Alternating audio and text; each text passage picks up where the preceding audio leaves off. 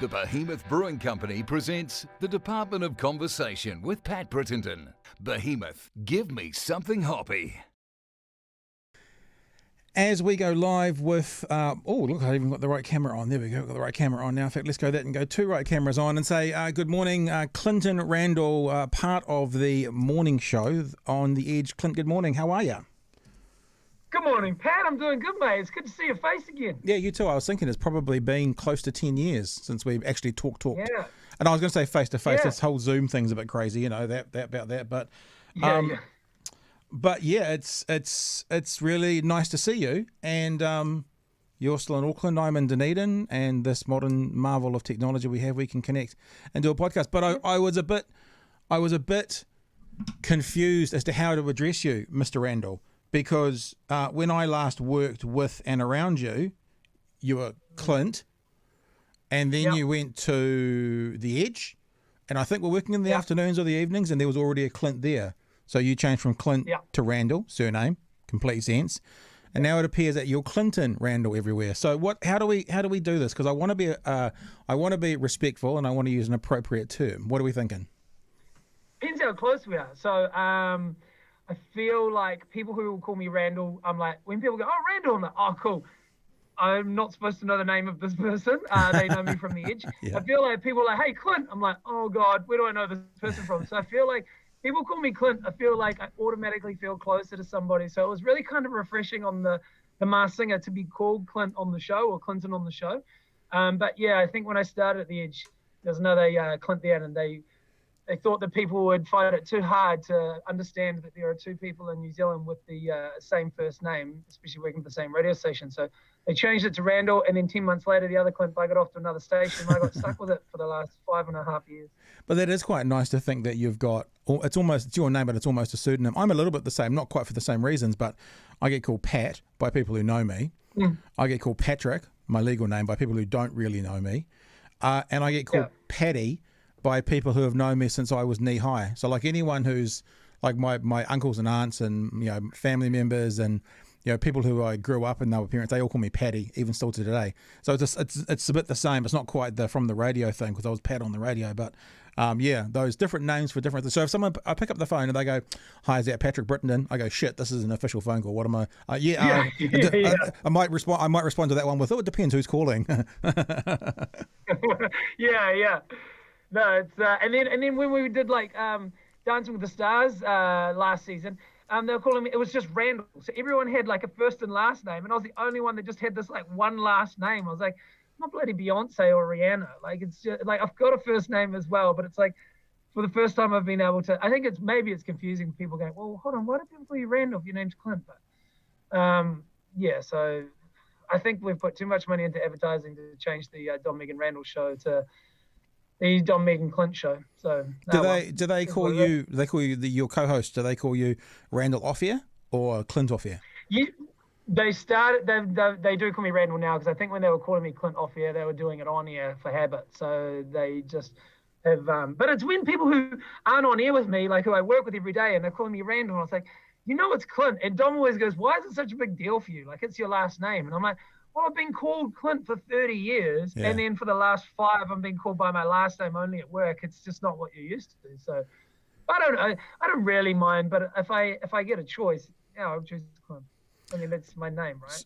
So any of your fans who are watching this or listening to this on demand or whatever afterwards, if they want to feel like you're closer to them, they'll rock up to you on the street and call you Clint, and that's their way in. Yeah, some do actually, or people will text in and they'll text the show and they'll go Clint, and automatically I just like them more. I don't know, I feel like we vibe more. Yeah.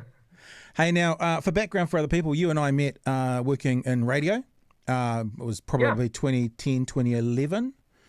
And since then you've gone on and continued to work in radio, and I've kind of shot off and done other things. But your trajectory has been amazing. I mean, I was thinking about it this morning as I was dropping the kids to school. It's like, the Edge Breakfast show is one of those you could probably have on, 5 fingers, the sort of the most significant radio shows in the country. You think about like the ZB Breakfast show. You think about the Edge Breakfast show, probably the ZM Breakfast show. you know, there's not many of them. After you go through those three, I'm not saying others aren't successful or good or quality, but within that, in the industry, it's one of a pretty small handful of shows that is right up the top. So I guess firstly, massive congratulations on your career goings on, bro. It must be an exciting place to be and an exciting place to work.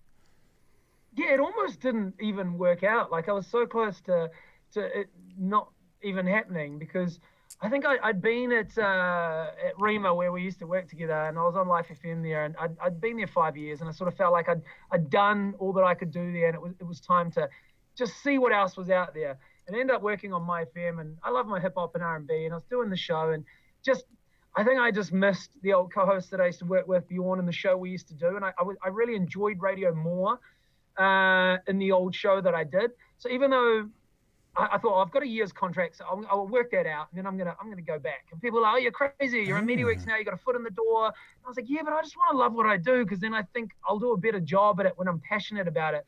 So I told the guys that, hey, in the new year, just giving you heads up if you want to look for another announcer, because I'm not going to be renewing my contract. And it's one of those things where you have to be so patient in radio, and you have to put your time in, and I felt like I had done that in the lead up to this, but I just wanted to enjoy what I did. And then just the timing of Mike Peru, after being on the air and at that breakfast show with JJ, Mike and Dom, had been like that crew for like a decade. It just so happened that he was pursuing some TV stuff and was ready to kind of move into the next part of what he was doing. And I'd filled in for a couple of weeks while he was off shooting The Bachelor. And I guess the powers that be had sort of heard what the show would sound like with me in the seat that Mike was in. And I was pretty much saying, hey, thanks for your time here at MediaWorks, but I'm going to go. And they were like, well, you might want to reconsider that, because, we want to know whether you'd be keen to do the breakfast show on the Edge in the new year. And I was literally just handed this like huge opportunity, which at the time I probably didn't realize what I was being handed until, like you say, then you're in it. You go, holy hell, this is like one of the biggest breakfast shows in the country. I mean, the Edge, just in the last rating survey, has more listeners than any other listeners in the country, outright. Not music, more than ZB, more than The Breeze. I mean, we only beat them by 100 listeners, but just over 650,000. And sometimes I think I forget how big that moment was to go, all right, actually, yeah, I'll stick this out. And that was over 5 years ago now, and that's obviously opened up other opportunities.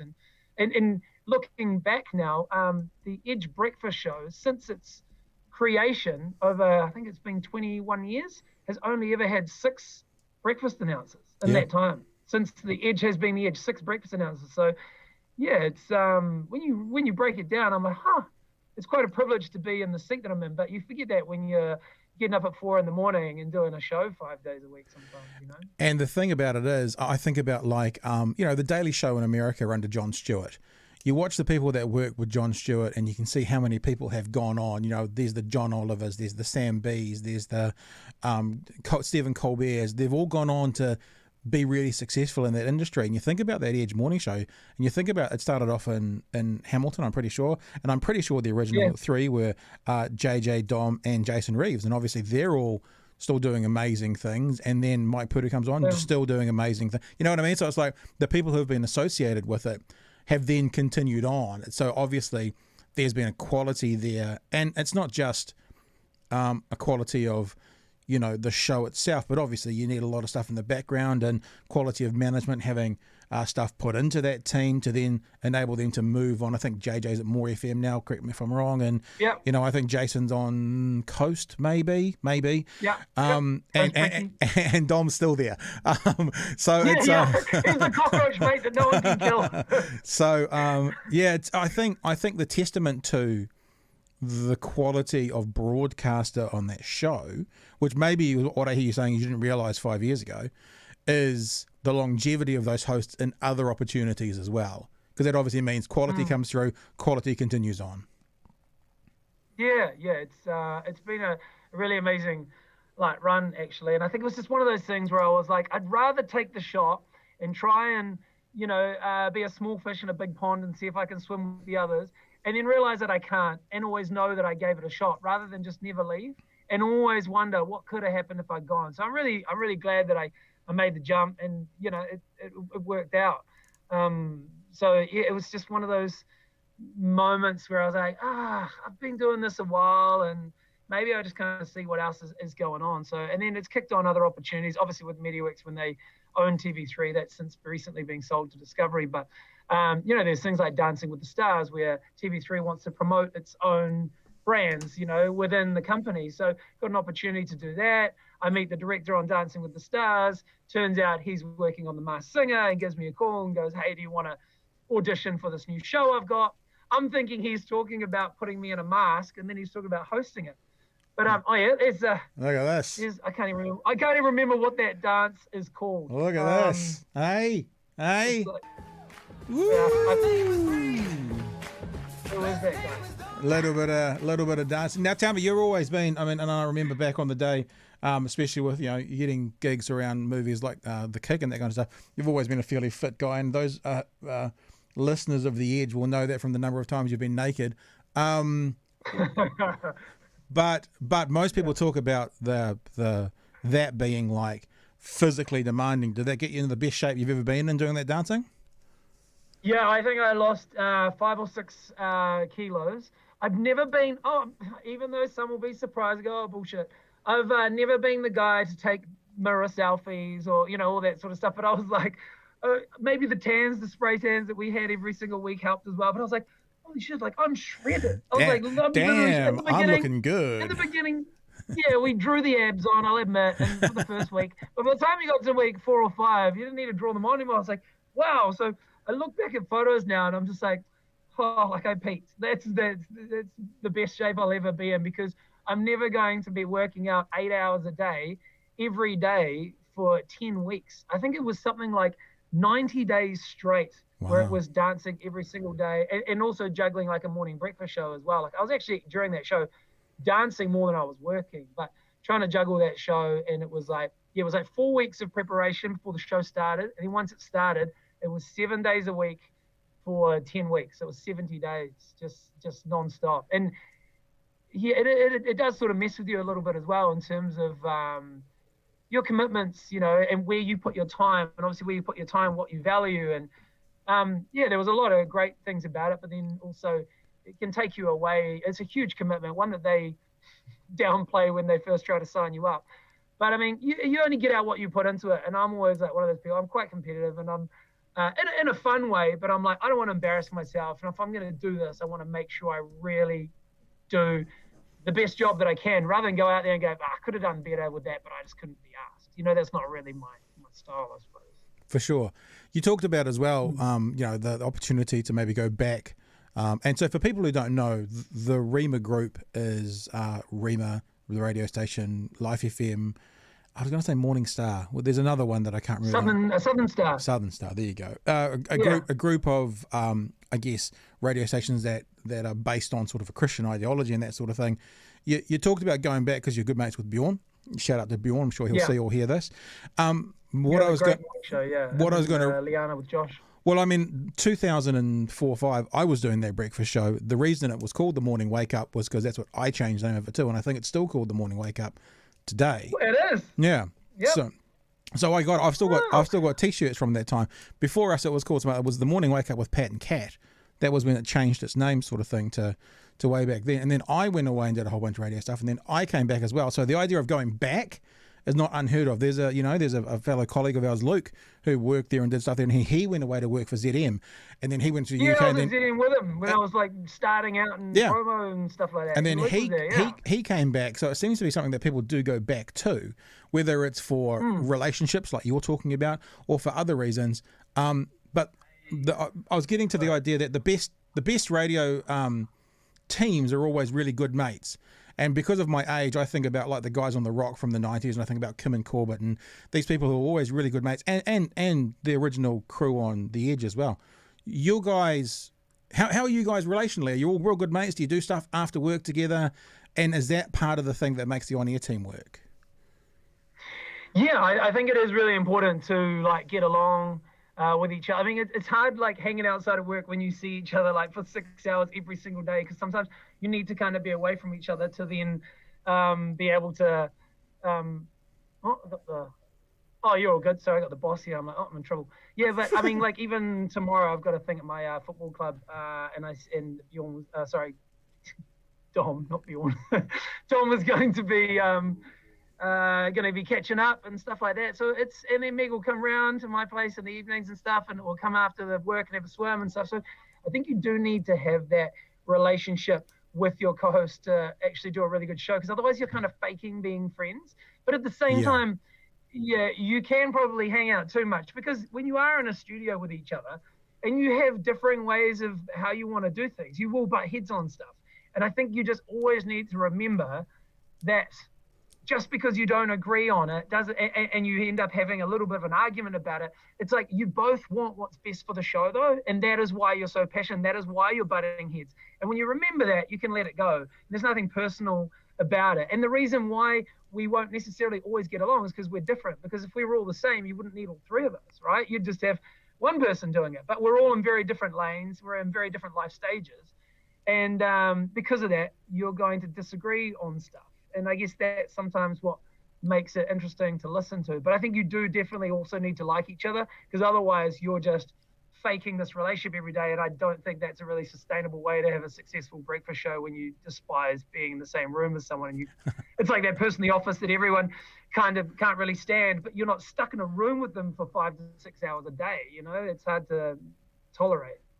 For people who have known you like as an on-air personality for, let's say, 10, 15 years, so they know you from that Life FM day, I think they would probably hear you say that, and they may wonder, so let me ask on their behalf, if sometimes those disagreements are based around anything that you have that you might believe in an ideological way. Is that kind of Christian worldview still a part of your life and still a part of who you are? And does it ever come into conflict? If it is, I mean, a lot of people, it is and then it's not, come into conflict with stuff you're doing at the edge, or is that part of the ideology that you're talking about when you say, when we don't agree on things? Yeah, I think in the beginning, especially when I was like fresh on the edge, and like, I think in the first year, like you said, like the amount of nudity, I mean, I think we ended up, there was some restaurant that did nude dining, right? So you could go to this restaurant, but you had to get naked.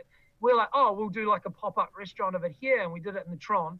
And the waiters, everyone that came, the listeners, myself, JJ and Dom, full starkers. So it was like we were all in robes, and then we all derobed, and it was kind of awkward in the beginning. But then you start having dinner and you kind of forget about it.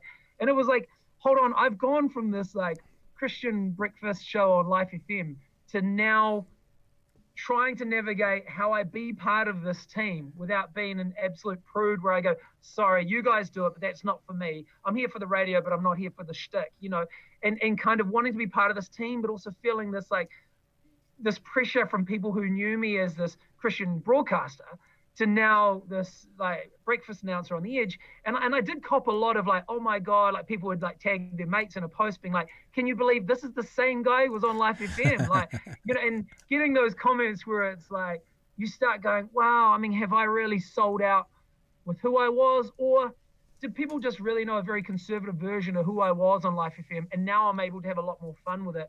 I think it was a bit hard in the beginning. And now I sort of realized after a while that it wasn't my responsibility to be the poster boy for what a Christian should be, even though I think a lot of people wanted me to be that.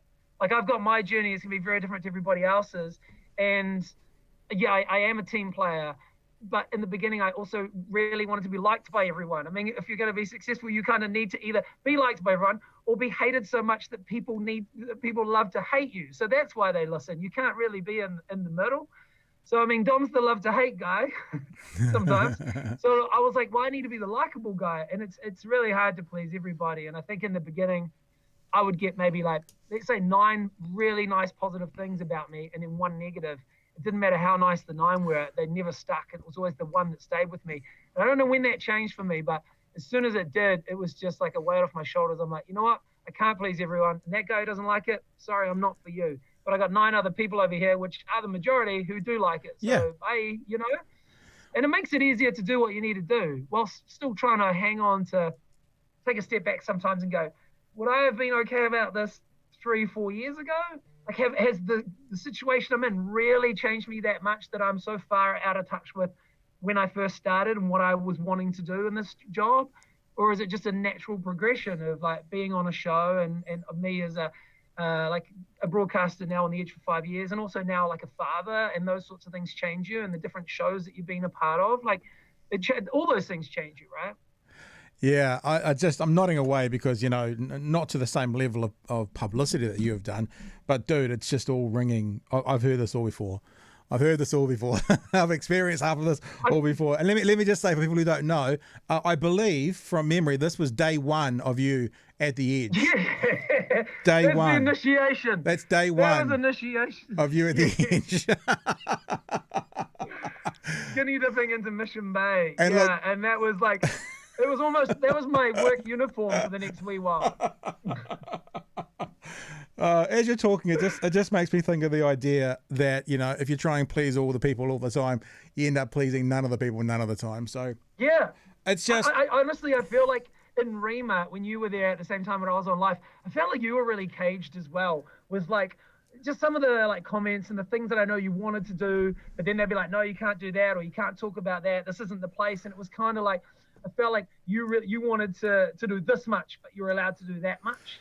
And I think as well, that can be tricky because you're more than sometimes just your on-air persona and what you are and aren't allowed to be, Well, yeah, I guess it's interesting as well to talk in radio about your on-air persona, because I've always said, and I got taught by actually a guy at MediaWorks now who's a legend, Brent Harbour. He still works in the More FM group. He said to me very early on, you need to be yourself on Brent air. Lance. Yeah, Brent and Lance, exactly. Yeah. Yeah, those guys who brought me on board and trained me as a 20-something-year-old. So he said to me very, very early on, if you're not yourself on air, if you put on like a character, especially with your voice, you'll end up being exhausted at the end of every shift. So my philosophy on radio is always, I am myself, but I'm myself on a cup of coffee. I'm just 10% more energetic than if I was just sitting at home on the couch sort of thing. So there was that part. And the thing with Rima and me, which I found a little bit sad, was it wasn't that there was conversations that I couldn't then do. It was that I did what I was asked to do. I was brought on board by a quite forward-thinking manager there who wanted me to run a show. I just left 7 years at ZB and I had no intention on going into radio. And this opportunity came up. Like when I handed my resignation in at ZB, I had no intention of going back into a radio job. But this opportunity presented myself, and there was a fairly forward-thinking manager there who said to me, we want a mix of Radio New Zealand and News Talk ZB in the morning show. That's what we want.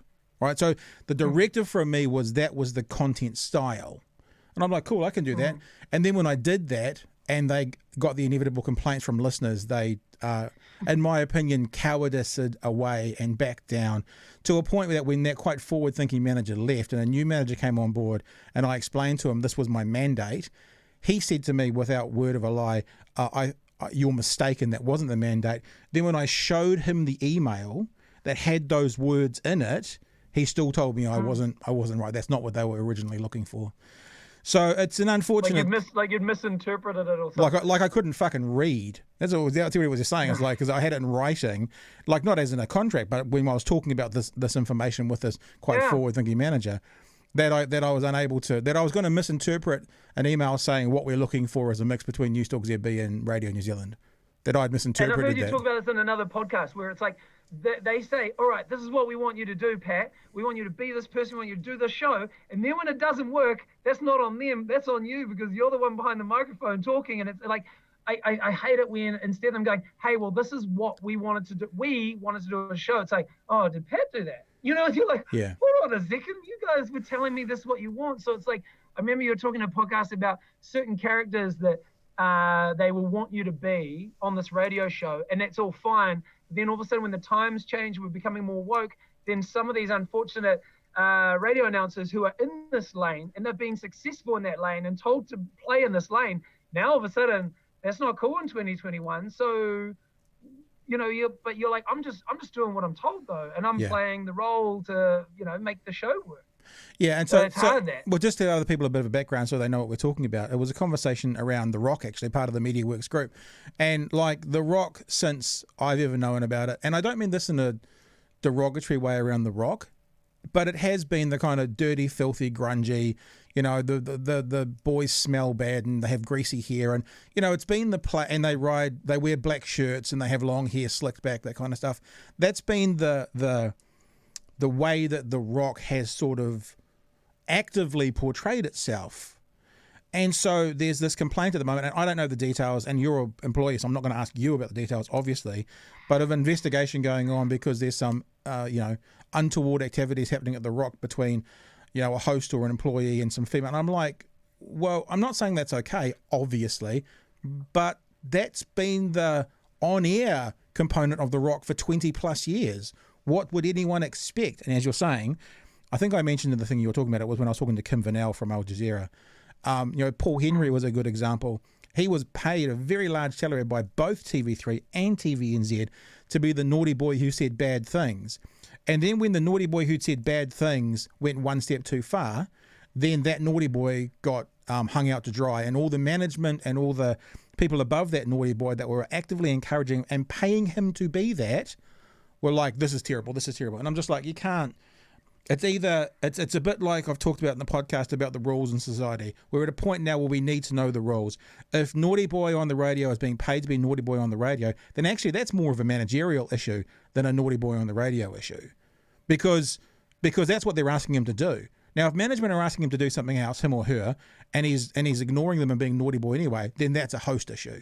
So it's like, let's give me the lane to drive in, and I'll drive in it, but don't make me drive in this lane and then give me a fucking ticket for speeding, because that's what you're asking me to do. Good analogy, actually. Yeah. If you're saying that my package has to get to Hamilton in half an hour, which means I have to do 200 k's an hour, and then I get a ticket for doing 200 k's an hour, don't wash your hands of me. Pay the ticket. Yeah. No, I think that's pretty well said. But it's here. Always got to be careful because of this culture we have at the moment and society at the moment, to say this is not a way that I defend any of this stuff. This is just me being a realist and going, if you are paying me to be character X, if you're paying me to act in a movie as this person, I act as this person, and then you say that's not what we want, then that's on you. That's not on me. Yeah. It's one of those things where I'm probably pretty happy with the lane that I find myself in the show, because like you say, it is one of those things where you have to be yourself. But I mean, there are probably a lot of people in radio that, for whatever reason, for a show to work, they have to be 80% themselves and 20% something else, or whatever it might be. So I think if you can find yourself in a team where you can be pretty much exactly how you are, and we sort of pride our show on being very open, and there aren't really any secrets, and anything that we have discussed about being off limits before isn't really anymore, because Dom's good at subtly bringing up things that you're like, no, remember we said we wouldn't talk about that on the air, and eventually it becomes a running gag that we joke about. So it sort of feels like we can all really be 100% our authentic self on the air. When you can, and the show still works and the banter's still there, you're like, yes. But if it's not working, you have to start dialing something up or dialing something down to actually try and make it work. Then that all of a sudden makes work really hard. Whereas at the moment, it's like, sometimes it can feel too easy, because you can just turn the mics on and talk about almost anything, and you'll have a laugh, and there's someone you're cracking up about whatever, and bang, turn the mics off, and you're like, like you're not having to talk through every single break, and I'll do this and you'll do that, and cool, you've got a kicker, and that's where we'll get out. That sucks the fun out of radio. Agreed. So when you can just be yourself and it works, it's like it's easy, and it's great when work is easy. I was listening to you this morning, and what I quite liked and what I enjoyed was, because being involved in radio for 20-ish years, things like hitting that top of the hour, spot on again, the news playing, that kind of stuff was always treated so importantly by many of the people who ran the radio stations. But you guys did a pretty wicked thing this morning where you, for people who obviously haven't heard, you can go to the Edge website and probably either see it or listen to it by now. But, a family in the Hawke's Bay who was in a great amount of personal trouble through illnesses and stuff, you guys have set something up to try and get them $100,000. And I was looking at my clock as I was driving, and you said, we'll be back in 3 minutes to XYZ. And I thought, gosh, it's 2 minutes to 9. How are they going to do that and get to the news? Just because that's in my mindset. And I'm like, right. And I'm like, it was actually lovely and refreshing just to hear you went with the content over the logistics of how radio's done. Because I think that's one of the things that maybe not in New Zealand, but certainly around the world, that's one of the areas that podcasting is, taking a hit into radio at the moment, is that we do what we want when we want. We talk for as long as we want till it's finished, and then we're done. But I don't think that impact's hit in New Zealand because of the size of our market, but other parts of the world it has. And it's nice to hear that relaxed nature in a radio format just flow rather than worrying about, you know, being specific to the pips at the top of the hour, so to speak. Yeah, I mean, you do get the radio coach or the boss or whatever riding you for that, being like, hey, you know, you guys, you got to be on time, you got to be hitting those marks. But I feel like you can have those moments where you go, yeah, okay, cool, and we'll try our best to keep to whatever that is. But if something happens and something gets grows a life of its own and goes somewhere that we didn't plan or expect it to go, then we're going to chase it, rather than going, hey, we'd really love to do this, but actually, sorry, we're going to have to wrap it there because we have to make sure we hit 9 o'clock. And everyone's like, what are you doing? We'd love to change your life for the next 10 years, but I'm sorry, we can't do that right now because the pips are coming. For people who don't know, the pips, when it goes beep beep at the top of the hour, the pips are coming, and you know we need to find out what Jacinda said today. So we're not going to change your life today. Maybe tomorrow. yeah, and it's kind of like, no, content has to take priority. I mean, if you're just being lazy and you're waffling on and you're doing like a 6-minute break that really should have been 2.5, then you'll get dragged over the coals for that after the fact. But if you're in the pocket and something's happening, you go, you know what, this is a big deal, this is a big thing, this is actually hopefully one of those moments, like you say, where people are starting work at night going, oh, I need to hear what happens to this, so they end up staying in the car, and they text afterwards being like, good one, you made me late this morning. You're like, well, that's great. Like, you couldn't get out of your car because you needed to know what happened. You might only get like one of those moments every week, every couple of weeks or a month in radio. So when you're on one, it's like, no, let's get this. Like, let's keep going with this. So it is nice when you don't get dragged over the coals after the fact. You don't get a boss going, hey, mate, you're late again this morning. You're like, oh, cut me some slack. Like, there was a reason for that. So thankfully, I haven't been told off for that one yet, but I think it is. I love radio that you have a plan, and if it goes to plan, great, because that was the plan. But sometimes when it doesn't go to plan, that's the best radio that you can't prep for. And when it happens, like the listener who doesn't know where it's going, it's amazing when you're listening like a listener, and as the announcer going, right, what are we doing here? And you're sort of looking around and kind of doing hand signals to someone going, oh, we'll do this and let's keep this going. And it's great when that happens. And sometimes when you stumble across that and you don't mean to, it's like, you got to just keep going with it. So hopefully next week we can try and raise over $100,000 for this family. So that'll be a mission in itself, but fun, when you can do that in radio as well, rather than just talking about what happened to you over the weekend and when did this happen to you. And jumping back a bit to what we're talking about in your journey through sort of the Rema group, bringing a faith with you, sort of thing. And I guess I'm saying that out loud. You haven't actually said whether you do or don't right now, but I like to think about Christianity has a lot of bad press around the world. Yeah. But the teachings of the character of Jesus, you can't really argue with them. Look after the widows and orphans. Yeah. And whether you still adhere to whatever belief you personally do, or whether and I'm not saying this is the case, but whether Dom just wants good radio, and whether is it Megan? Meg, Meg.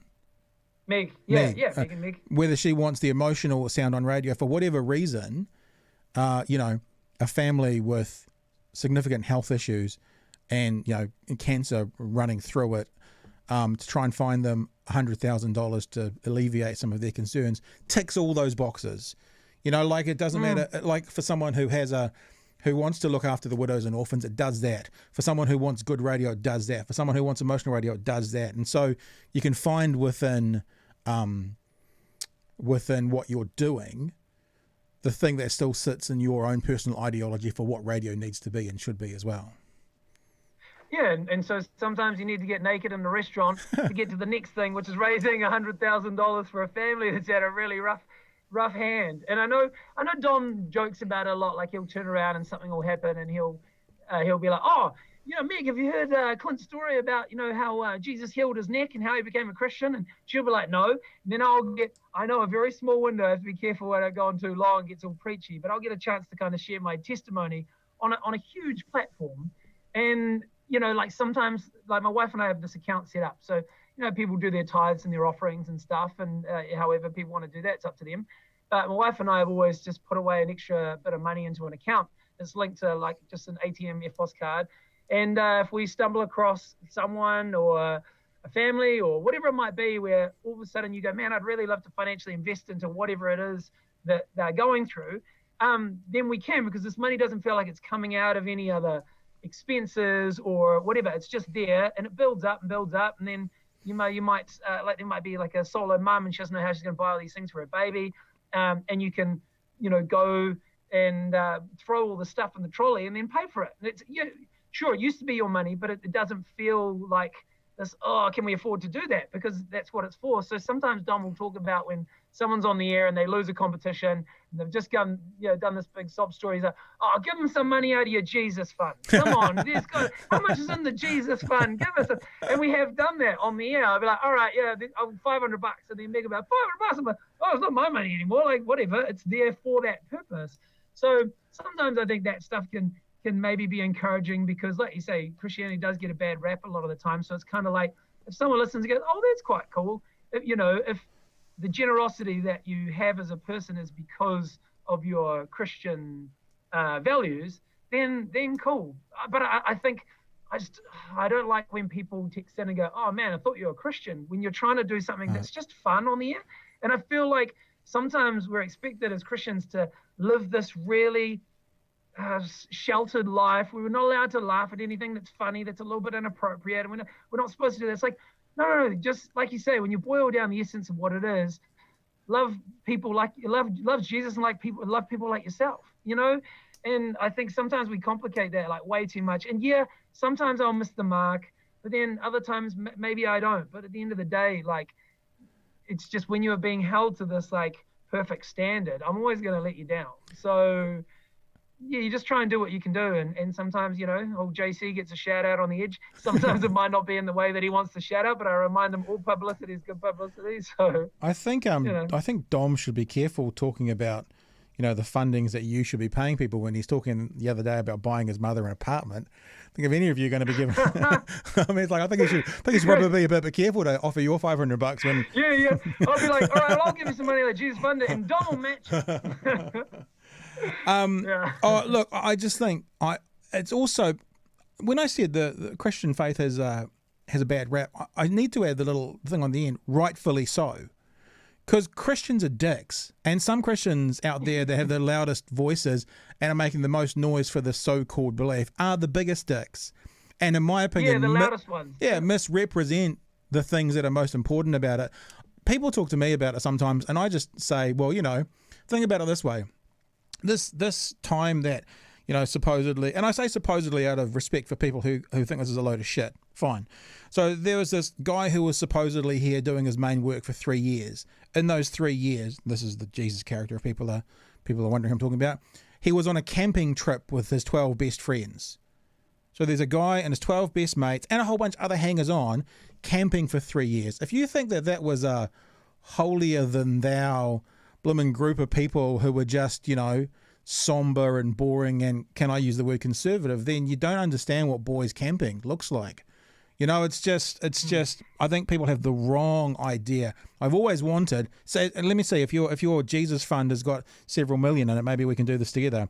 I've always wanted to be involved with, Baz Luhrmann's Romeo and Juliet, Claire Danes and Leonardo DiCaprio. I've always wanted to do a Jesus story like that, where it's maybe more classical language but in a modern setting. So they go down to the docks in 2021, say, and I mean, I'm sure you've watched Deadliest Catch, most of us has, and the fishermen who are there are fucking this and blinding that and all these sorts of things, because that's the relativity to what it would be today. I think it would be really interesting to see that story told with a 2021 context, including the language. Because I think that would be, because you have to remember the language of the time and the fishermen of the time were rough bastards, man. They weren't the people who were soft and gentle. They were the rough hard asses of the day, like they are today. And I think that's the kind of Jesus that interests me. It's like the realism of what it was and who he was and what he did and who he hung out with and what he taught. And you know what? You know me, I'm addicted to politics, and especially American politics, and the right wing evangelical conservatives in America, I'll just say this bluntly, have it wrong. They have it wrong. Probably the most Christ-like person in that American politics, meaning his political ideologies line up the best with the teachings of Jesus, would be someone like Bernie Sanders, looking after the widows and orphans, that kind of stuff. And he's considered a far left socialist by most in America. Yeah, I think the thing that drives me, well, I bite my tongue, but the thing that annoys me the most is when people think that Christians are really judgmental. And a lot of them are, and they're throwing their opinions out over everybody and saying this is right and this is wrong. And I think that's where it comes from. But I just it's so like laughable to me, because I'm like, when people think, oh no, I couldn't go to a church because the bloody ground had opened me up before I even got there. And it's like, no, the whole church is filled with awful people that do awful things. That's why we're there, asking for forgiveness and going to church to try and it just I don't think I'm better than anyone else because I'm Christian. It's just a belief system that I have in terms of like how we got here and where we go when we die, and a relationship. And I think anyone that's sort of going around making anyone feel like they're more inferior than them because they're Christian and they're not, it's just like, oh, they've missed the mark completely. And It really drives me nuts that people have this view on Christians going around thinking they're better than everybody else. So a lot of the time when we joke about stuff, I just bite my tongue and laugh it off, and because, you don't want to get into this full-blown biblical like discussion. And to be fair, I probably can't hold my own good enough as well to do it on the air, So I just, you laugh it off, and it is what it is. People think that it's a difficult faith to understand or believe, but it's really not. And I've never talked about it as openly as this on this podcast before, but we're talking about it, and I kind of believe it's all or nothing. So there's a philosophy, biblically speaking, that I would attempt to adhere to, and none other, and that's what is referred to in my Catholic upbringing as the Great Commandment. And so there's a story in the Bible, for people who don't know, that the Pharisees were trying to basically, talk to Jesus and say, what's the most important commandment? What's the most important thing? What's the most important thing we need to know? Yada, yada, yada. And he just Too many rules. What's the big one? Yeah. Oh, well, because I remember, it doesn't matter. I won't go into details. And he basically goes, love your God with everything and love your neighbor as yourself. That's it. That's it. Nothing else matters. If I say fuck, it doesn't matter compared to the one thing that needs to be adhered to. I'm not saying it's okay, but if, people break a law of the land, that doesn't affect that one thing.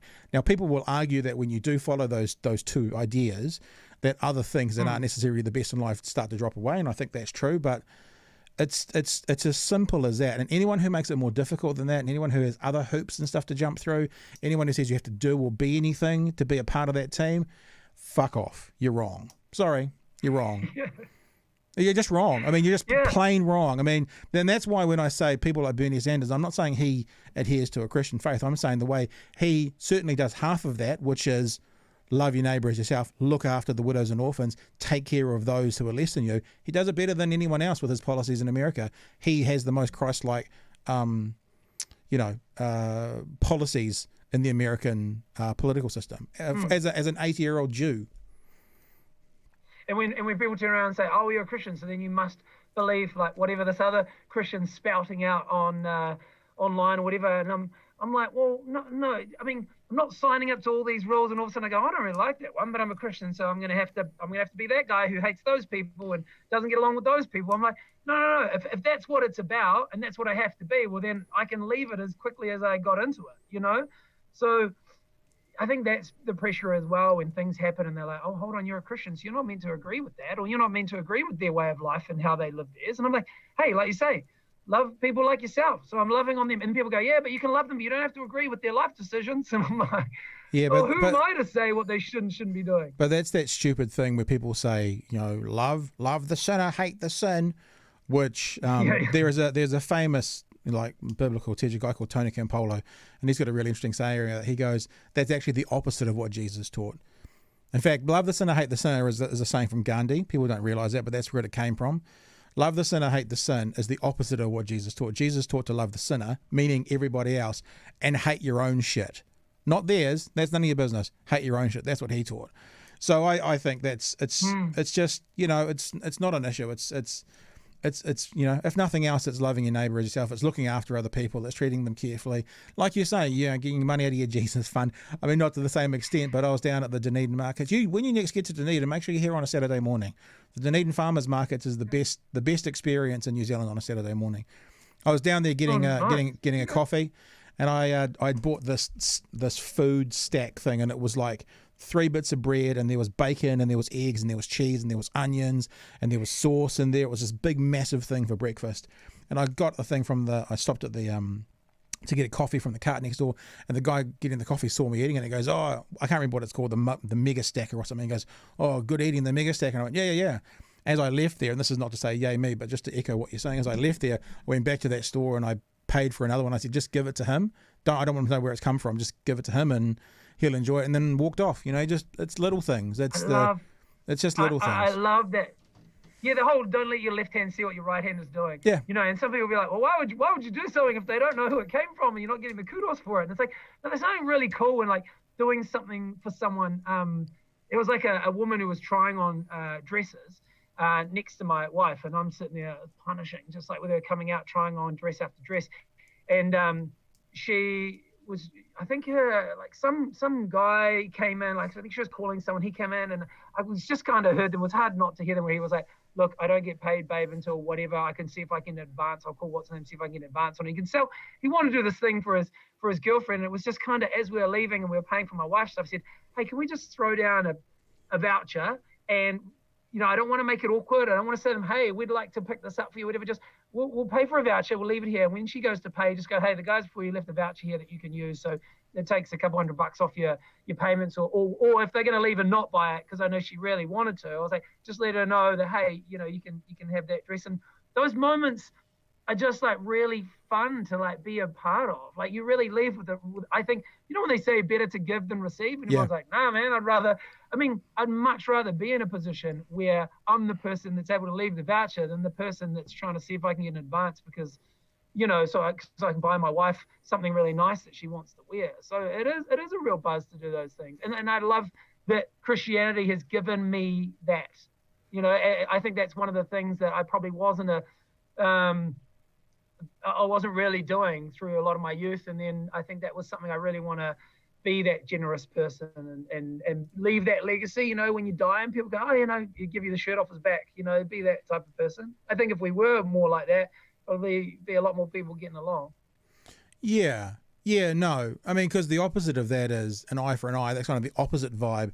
And what was said, some philosopher once said, if we lived by an eye for an eye, the whole world would end up being blind. Which is true, So it's sort of it's sort of the opposite spirit of that. Yeah, look, I love it, bro, and I think it's cool, and obviously it's economies of scale as well. Someone who has more money is able to do more, but that doesn't mean you can't do littles. I remember when I was a student living in central Auckland, we used to sometimes go to various cafes in K Road or whatever, and there'd often be ladies of the night standing on the side of the road, and we'd park up and look at them and say, are you cold? They'd say yes. And so once we came out of the thing, we'd bring them coffees with us. We'd just bring one out and say, just at least you'll be warm, sort of thing. $3, on that day. You can tell that was in the 1900s if I was saying $3 for a coffee. But it's just everyone can do something if they choose to, and it doesn't have to be. Sometimes those really tiny acts are the ones that you really remember. Like I think the first time I ever experienced someone doing that for me. I remember I think church was taking up some big offering. I was very new to church at the time, and I really wanted to be a part of this thing that I think they were trying to buy something for some family. And I was like, I really want to be a part of that. So I had some money and I chucked it in the plate, and I was like, I know we used to everyone used to go to Wendy's like after church. And I hadn't been going a few weeks. And I was like, afterwards they're like, we're going to go to Wendy's. And I knew I didn't have any money because I'd put it in the plate and whatever it was. And I was like, I'll just go to catch up with the crew, whatever. And I walk in the door, and this one guy who I'd met like the week before, I must have said a few words to. He knew I was new and said, hey. I walk in the door, and he turns around and he's like, hey, is it Clint? And I was like, yeah. And he goes, hey, man, have you ordered yet? And I was like, nah. And he goes, I just ordered for my girlfriend, and she's not coming now. So I've got a whole combo that's just going to go to waste if you want it. And now some people will be like, coincidence. I mean, for me as a new Christian, I was like, that was really exciting that I was like, I don't have to go without if I'm going to put other people first. And it was like such a small thing, but it's something that I've never forgotten. And it's really something that now is probably like built up something in me where I want to be that for somebody else. So sometimes that tiny little act where you go, they'll never remember that. They will, because it's so unexpected, and it's something that sort of takes people back a bit, where they go, why are you doing that? Or why would you do that? So yeah, like you say, the more money you have, the more you can do, and the more disposable income you have to be able to throw around. Sometimes it's just that little thing that someone goes, far out, and maybe that plants a seed in them to become more generous with their money down the track. Yeah, I think as well, it also sometimes doesn't matter if you miss out. Like if you gave money to the people to help with whatever it was, the house, whatever they were doing, excuse me, yeah, and you didn't get Wendy's that night, that would actually be okay as well. Like I think sometimes we, and I'm not saying this is you, but we in this Western society we live in, we can have anything we want, anytime we want with a swipe of a card. And so actually not having something occasionally and giving to someone else is all right as well. I also like the idea. I like the idea about thinking, and this is not the reason to do it, but thinking, what do they think? And I was when I just did this thing last weekend, and even though we're talking about it now, he'll never know, so it's fine. I knew when I did it. It was $11 for this sandwich, so I gave them 12, and I said it's $1 for delivery. Deliver it to that when it's done. And I knew he'd talk about that probably all day, and he'd tell his friends when he got home, and it would be a highlight of the day for him. And I think to make someone's day for $11, it's worth it. You know what I mean? Yeah.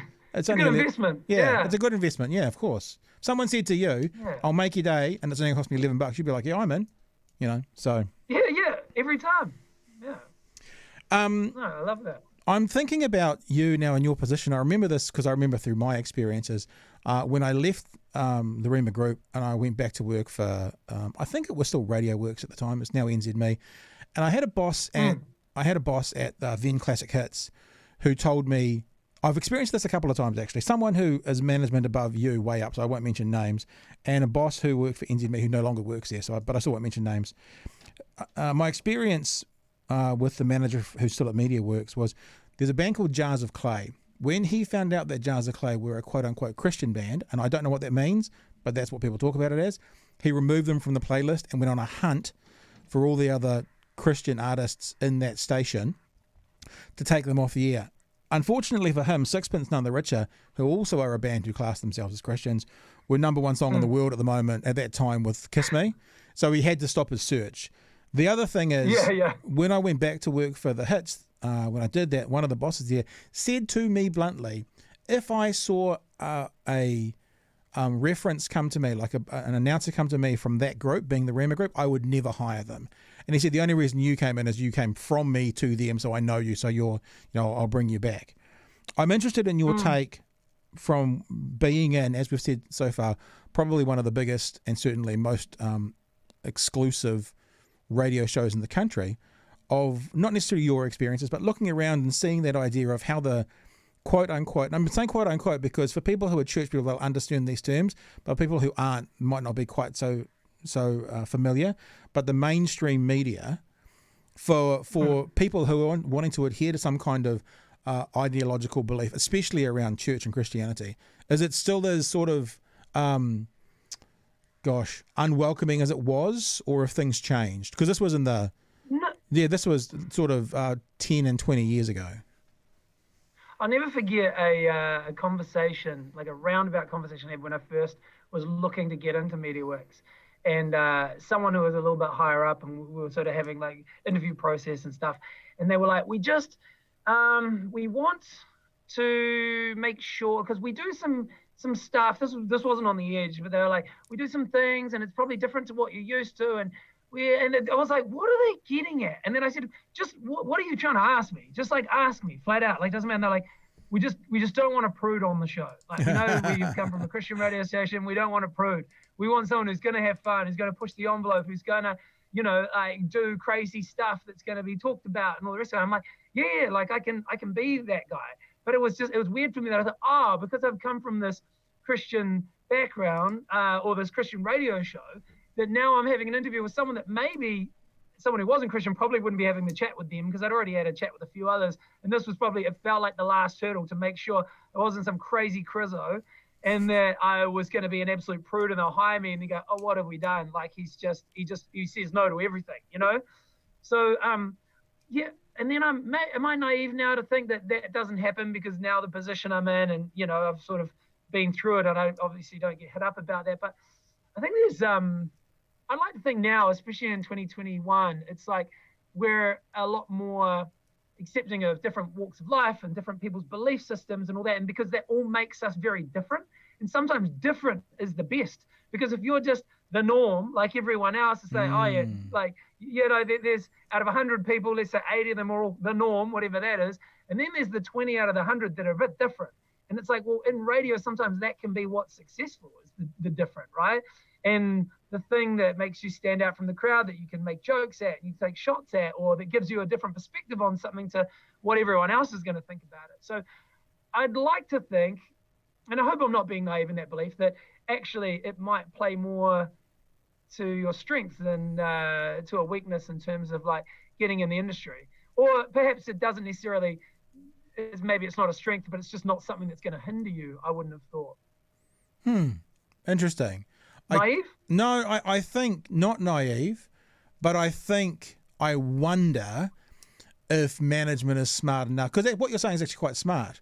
To have a completely different perspective, assuming it's not a bigoted and, horrible perspective, but to have a different perspective could be really useful on a show or on some content that doesn't have it. I don't know. And when we talked before about, Christianity suffered a bad rap, rightfully so, that still, I think, is preeminent in most people's forefront of their mind. So probably that conversation you had was because it is. But getting I'll put it this way, it's always going to come down to the right people. Getting the wrong person in that position is going to be horrific. Getting the right person is going to be exactly as you're saying, it could be a strength. And maybe that's you. Yeah, maybe you're the right. You're the right person, and it's a strength for that show you're doing. Maybe. Yeah, and like you say, maybe it is like their perspective of what a Christian is, and the only Christians I've ever had any sort of contact or experience with have been at the douchey end of the scale, right? rather than the cool Christian or whatever. Where people are like, oh, you're not a proper Christian, you're a cool Christian. And you're like, oh, is that like a compliment, or should I be insulted by that? I don't know, that I've just do whatever, So I think it's probably them trying to gauge like whatever their experience has been with it, going, are you one of the crazies, So, I mean, probably rightly so that they're trying to work out who you are, because they have a chat with you for like a 10, 15-minute interview, and then they're going to chuck you on air and give you the responsibility to drive their radio station for the next 12 months if that's the contract you've signed. Yeah. So it probably is a bit of a gamble if they don't have these conversations that probably, and from a employment law perspective, they're probably not allowed to directly just ask. But yeah, that's interesting. You also want to know. No, that's interesting. I mean, I guess the way around that would be to ask direct questions. How comfortable are you with nudity? How like you could ask direct questions that might conflict with someone's personal belief, and if they were like no, then you haven't asked the questions, but you've got the answers. Huh. Yeah, and you're a bit smart about it, because I don't think you're probably not allowed to hire someone because of their belief system, or what religion they decide that they, So it's kind of what I'm doing when I'm talking to like a pastor or a reverend or whatever their title is about what their church is all about. I ask them direct questions, and I've got 3 or 4 direct questions that I ask them, and it pretty much tells me everything I want to know about what they believe and what they teach. I say to them, and feel free to anyone to use this if you want to know more about where a church's position is, and it's only about one. Can I guess? Yeah, go. Can I guess one of them? So you got what, 4? Yeah. Is one of them are same-sex couples allowed to serve in your church? It is actually almost exactly that, but it's a series of the same questions. I'll tell you what they are. Right. Cool. So question number 1 was, imagine I had a child, and that child was gay, and that child wanted to be in your youth group. How would you respond to that? Right. Wait for that answer. Then I say, imagine that child at 19. Then wanted to be a leader in your youth group. How would you respond to that? All right. Yeah. Imagine that child is now 24 and has a partner and wants to be a leader in that youth group. How would you respond to that? And then I say, imagine that child has a committed lifelong partner and they now want to get married. And they ask you to officiate it or be involved in it. How would you react to that? That's the 4 questions I ask, and that will tell you everything you want to know about a church's ideology, even though it's only one subject and where they sit on lots of other issues. So direct questions without saying to them specifically about it can often give you the answer you want and require as well. Yeah, because there's a difference between churches that say, hey, everyone is welcome, we accept everybody, but then having conditions on it being like, you're allowed in the church, but you're not allowed to be on the stage and serve in it. Yeah. You know, and it's like, well, hold on, I don't feel like you can have one and not the other. Yeah. Like, you're either welcome, and you're welcome to be a part of the church, you're welcome to volunteer in the church, you're welcome to be on staff, like if you're the right person for the role, or you're not, you know, like you can't be like, oh, you can come this far, but then you stay there and everyone else is allowed to, you know. Yeah, so I love that line of questioning. How do most people go with it? Like, what's your, most like, people, in terms of the pastors you chat with? Most people get more and more uncomfortable as I ask those questions. And the first one is like, yeah, of course, you're welcome. Everyone's welcome. And then they're like, well, some of them are like, yeah, you know, they can be involved with running the thing, da-da-da. And then from question 3 onwards, most, if not all, that I've spoken to in Dunedin have been like, yeah, no. And personally, that's sort of something that I was sort of like dancing around earlier, where I was talking about how, you know, when people say, oh, you're a Christian, so you must also believe this, especially when like Israel Folau was in the media talking a lot about like, you know, about gay people and sort of, he was just saying it's free speech and he's talking about it, but it was also like hate speech, you know, and it's one of those things where then all of a sudden, if he's now the person in the media who's the Christian who's saying what he believes, then all of a sudden everyone else underneath him who doesn't have that same platform or profile, people then now assume because you're a Christian, you also believe the stuff he's saying, but you're just not saying it because you don't want to offend anybody. It's like, no, that's not my belief system at all. And I mean, especially on a station like The Edge, where we're all inclusive of everybody, I don't want anyone to ever think because I'm a Christian that I'm against two guys wanting to get married or two women trying to get married. Like, I became a marriage celebrant and I'd have no issue with marrying two women or two guys, but I know there would be Christians who would have a lot to say about it, who would like to jump down my throat about it. I'm like, well, that's your journey and how you've interpreted your faith and what we should and shouldn't be doing. And this is the way I've interpreted and the way I want to live my life being a Christian. So I'm sorry, but if I'm going the wrong way with it, well then, even though you may say it's the wrong way, this is the way I'm going to keep going because that's the way I love people like myself or love your neighbor like yourself. I'm treating everyone the same, and I'm not going to be jumping on Israel Folau's boat, you know. Well, the thing with Israel Folau, and I think I tweeted this out or talked about this when it happened. And let me just bring it up for people who don't know. This is still on his Instagram account, so he hasn't backed down from it at all in the slightest. He put out for people who are listening to this podcast, he put out a message that says, warning, drunks, homosexuals, adulterers, liars, fornicators, thieves, atheists, idolaters, hell awaits you, repent, only Jesus saves. The thing is, right, the point that I made when that actually came out was, and this is when I say Christianity has a bad rap, rightfully so, on some axis, is actually if you talk to a lot of mainstream, probably the majority of mainstream Christians, they won't say that, but they believe it. Yeah. And that's when actually the authenticity of someone's comes out. And I would say the majority of, you know, Sunday attending church, especially if you're looking, for example, in the evangelical world, the majority of them believe that. So that's why you go to those questions or a series of direct questions, and it gives you the answers you need, because a lot of them will say, oh, you know, Israel Folau and shouldn't have done what. But if you actually said, do you agree with the context of what he's saying?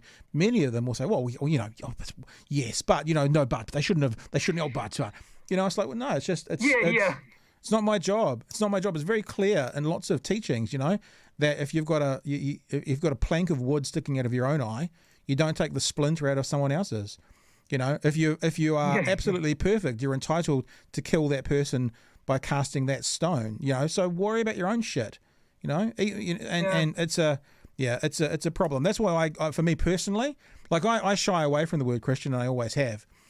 Certainly since working on ZB, because there is a book called, I think it's called Unchurched, and it was done by a research company.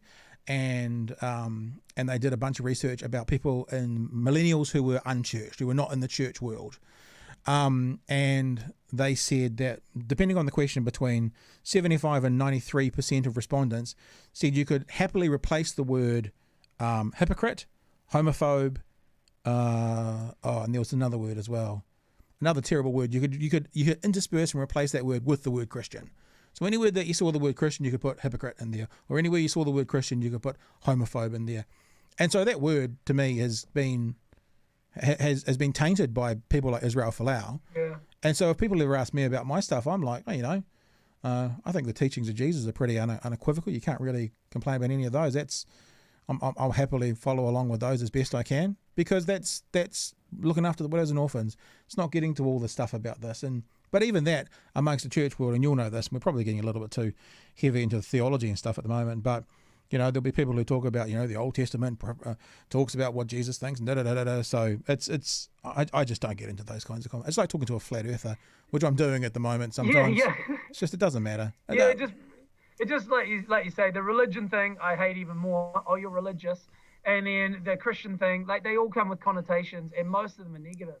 Unfortunately, we're not necessarily being known for what we are for, but more so what we're against. Or what a lot of Christians are against. Yeah, what others are against a lot of the time. And let me just tell you this, as an elderly man now, I don't mind the term religious, and I'll explain why. Because that's how people who aren't religious describe us. So they don't. I know Christians are like, oh, I'm not religious. I'm a Christian. I'm this. So, but people who aren't in that world think that people who believe in that kind of stuff are religious. So I'm actually okay with that term, because it's another way that other people, and if they want to use that, sure, go for it. Doesn't bother me that much. Because religious could assume that you have a religion, but it doesn't say what it is. Yeah, whatever. Is that the difference? Is that the difference? Well, it's more between than religion and Christian. If you talk to someone, if you talk to someone who has no kind of religious beliefs whatsoever, they'll look at you and say, "Oh, you're a bit religious," meaning you've got some kind of religious beliefs. They don't look at that and think, in my opinion, they don't look at that and think, for context for people within the kind of church world, to be called religious means you're like you strictly adhere to an ideology, and you will not budge from it, and you do things for the sake of doing them. That's not what people outside that world think. They just think, oh, you believe in some kind of weird, magic man in the sky. You're a bit religious, so it's fine. I don't care. Call me that. Don't give a shit. Hey, dude, listen, we've been talking for a while, but we should probably, I'm just going to take down this Israel Folau tweet before I switch across again, because I don't want it to show up again. We should probably have a bit of a chat quickly before we let you go about one of the reasons you're here, which is starting this weekend, you've got a new show coming up that you are co-hosting, The Masked Singer. Let's have a bit of a listen to this. Here we go. Oh, I pushed the wrong button there. There we go. At all times are about to compete in the craziest, silliest, most entertaining show on TV. Sweet ass. So, crazy costumes, Clint in there as well with a bunch of others, and you are co-hosting. I saw Sharon was involved. Hosting The Masked Singer, starting on TV3 this Sunday. Yeah, so I'm solo hosting, and then Sharon, Reese Darby, Lady Six, and James Roquet are they're not called judges, they're the guessing panel. And so using the clues that are slowly drip fed throughout the season, and obviously their performances and their singing, they're trying to work out who's behind the mask. So it's their full job to try and work out who it is before the mask comes off. It's a lot of fun. I watched a lot of the UK and US version before knowing that I was going to be hosting the New Zealand one, and my daughter became obsessed with the show. She's only 5, but just absolutely loves it. And it's one of those things where you're like, oh my gosh, I mean, look at the American version. Look at it. Yeah. It's like the costumes are outrageous. I heard rumors the budget's like $50 million to do a show like they do in America. I'm like, we're never going to have a budget like that. And there's this fear of people expecting the American version on New Zealand TV, right? So, and they've got this huge pool of celebrities as well. But the really exciting thing with the New Zealand version is, even though our budgets are a lot smaller, they use this program called Unreal Engine. It's being used with the Mandalorian on Disney, where they have a much smaller set, and then afterwards in post-production, they build the rest of the set, and they add more lights, and they extend the audience, and they do all the stuff to effectively, it might be the way that they do New Zealand television going forward if this is really successful, because all of a sudden you can have what looks like a big budget show that's actually shot on a relatively small budget. So obviously it's the first time using it in New Zealand, so there'll be ways to improve it as we go forward. But yeah, hopefully we'll get close to what people know if they are familiar with the UK and US version. And my daughter obsessed with it. I was really excited when her and Ty got to be on set when we were shooting, and I was like, I was watching her, just watching this giant fluffy monster performing this song, and she's just like absolutely buzzing out. And I was like, she was watching the show for a number of weeks, and now she's sitting in the audience watching this giant creature perform right in front of her face. I was like, this must be so surreal for her. So it was really cool. They got to be a part of it as well and hang out in the control room. And I'm like, yeah, it's just nice to have a family-friendly show in a world where it does feel like, you know, we're being through a lot with the with COVID and the lockdowns, and then it just feels like everything's a lot of negativity and trashy stuff. I mean, Married at First Sight, I mean, people like absolutely love it, and you got wife swapping and all this crazy stuff, and people hating this guy we had on the air, Bryce. I didn't actually watch the show, but the reaction we got for having this guy Bryce from Married at First Sight on our show was outrageous. So it's kind of nice just to have this like lighter show of these celebrities singing, and we love being right as Kiwis, so we're all watching going, I know who that is, I know who that is. Now this is the question. This is the question that most people are going to ask, and this is asked with absolutely no disrespect.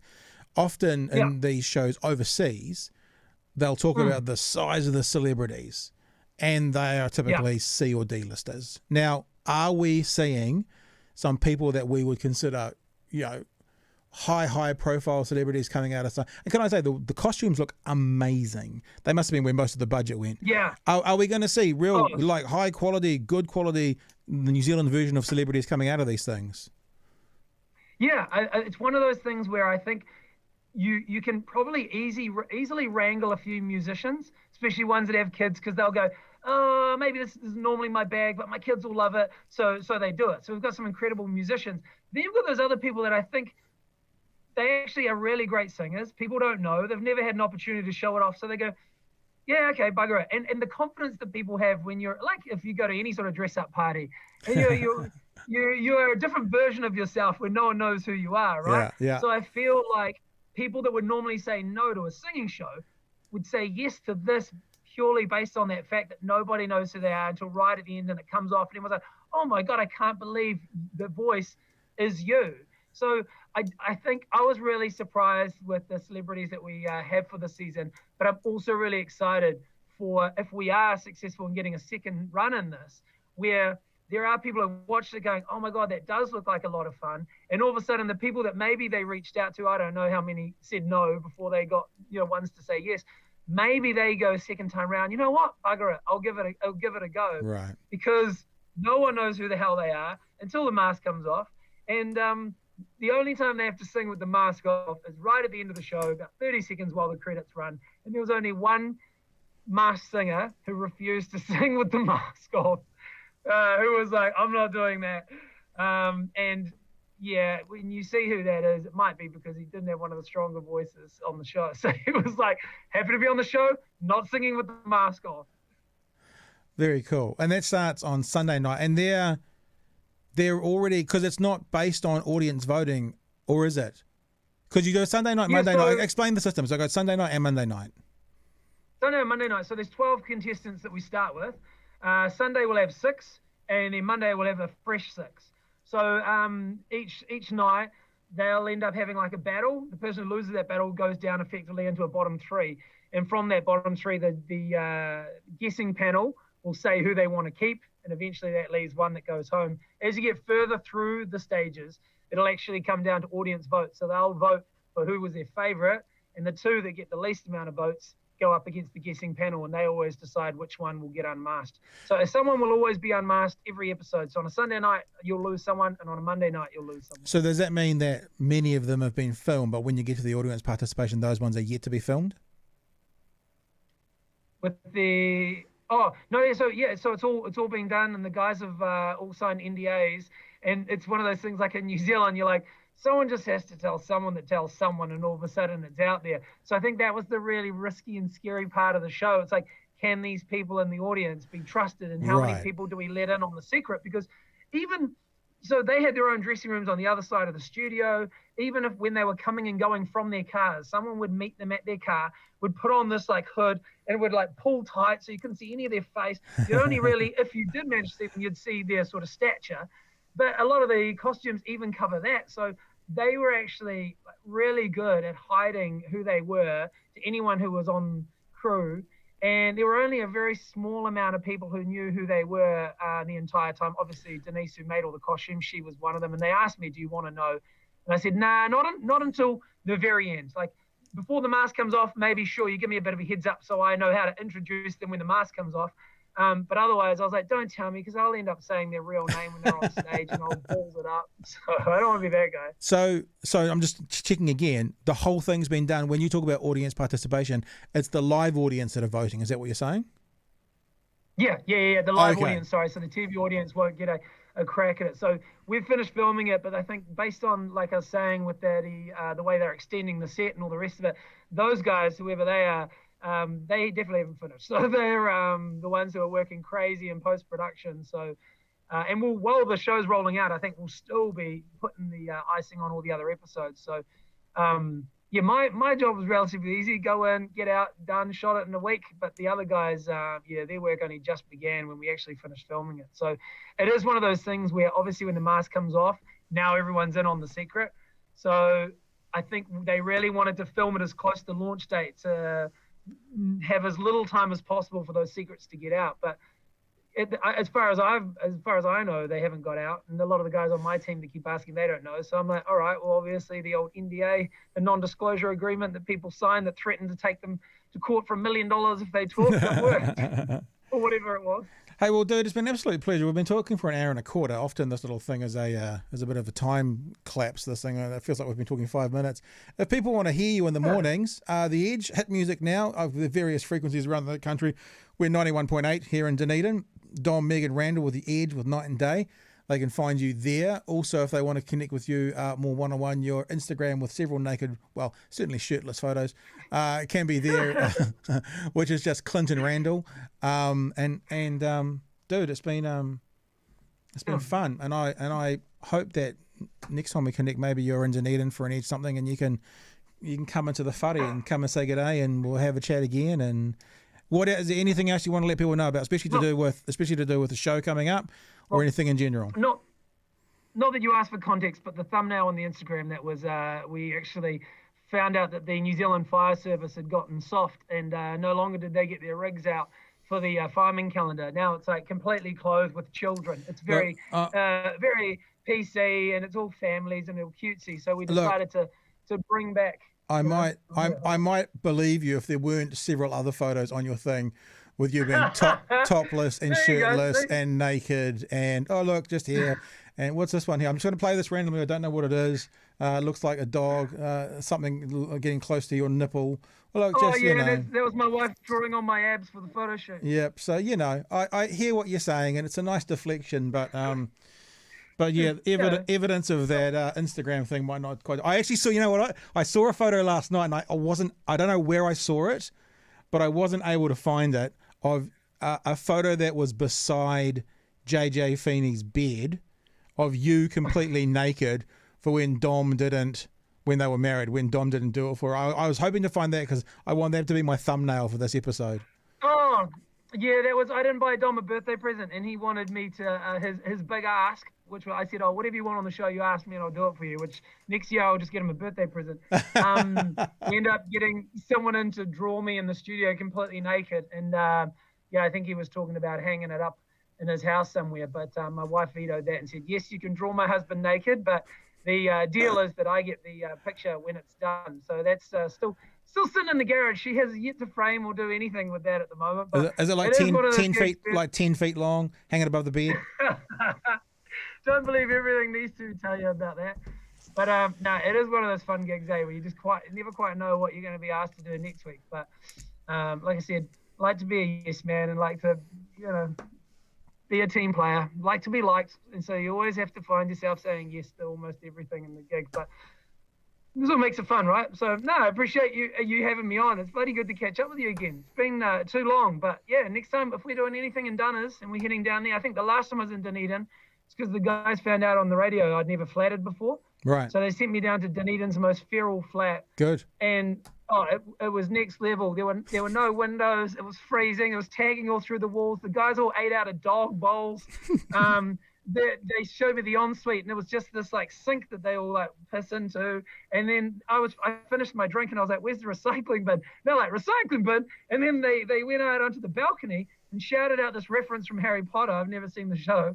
And they go, Diagon Alley. And then they just throw the empty bottle down onto the ground, and it just smashes all over the concrete around their house. So they were like, yeah, never wear bare feet around the house. And I'm like, who cleans that up? I'm like, I don't know. It was madness. So I probably didn't get to experience Dunedin in the way that you do every day. So I probably need to do it a little differently next time. Hey, Clint, thanks for joining us, dude. It's been a blast. I'm sure we can catch up again soon, yeah? Thank you, Pat. I love that. Thank you for having me, man. I really appreciate it.